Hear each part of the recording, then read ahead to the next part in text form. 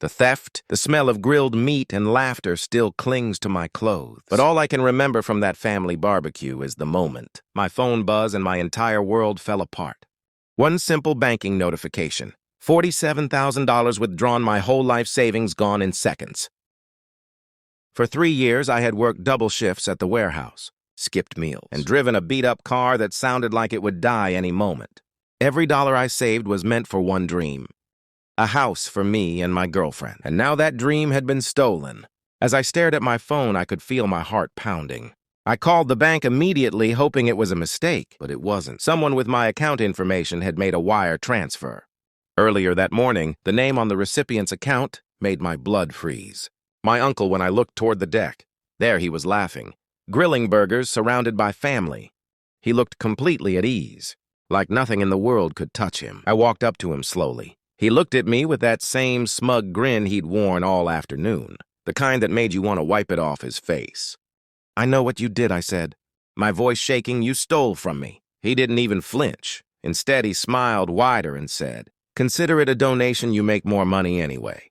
The words hit harder than any punch. He wasn't sorry, he was proud of it. Everyone around us went silent. Unsure what was happening, my hands were trembling, not with fear, but with rage. I wanted to scream, to throw something to make him understand what he'd destroyed. Instead, I just said, "You'll appreciate the surprise I left." Upstairs, the family laughed.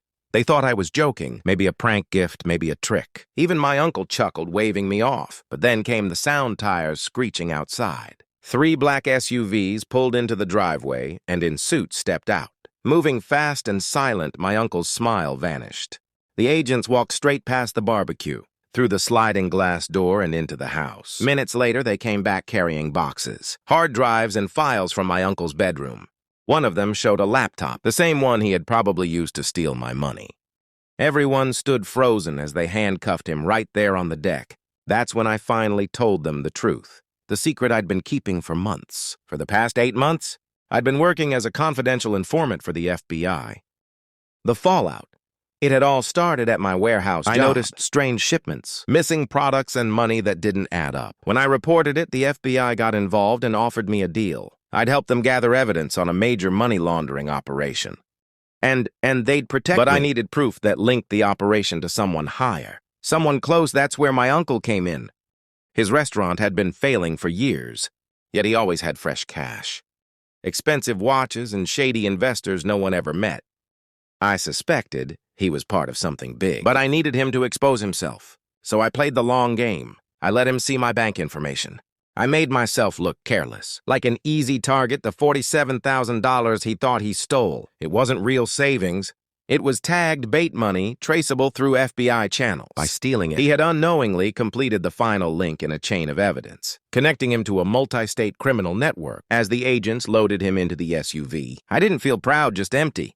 Watching someone you grew up respecting fall so far, it doesn't feel like victory. My family didn't understand. They thought I'd betrayed him, that I'd destroyed the family for money or revenge. They didn't see the bigger picture, because what came next proved just how deep the corruption went. Over the next few weeks, the news exploded. Local restaurant owner arrested in $50 million money laundering ring. The FBI found links between my uncle's business and drug cartels, illegal gambling, and weapons trafficking. They uncovered fake invoices, ghost events, and even family businesses unknowingly used as fronts.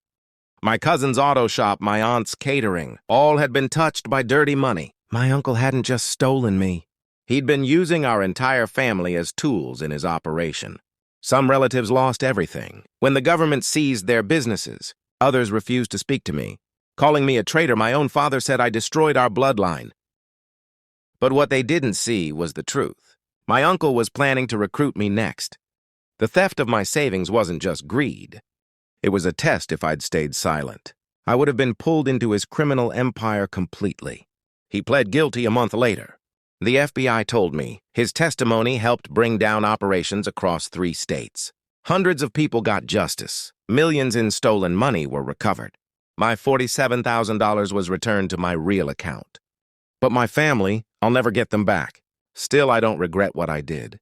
Sometimes justice costs more than money.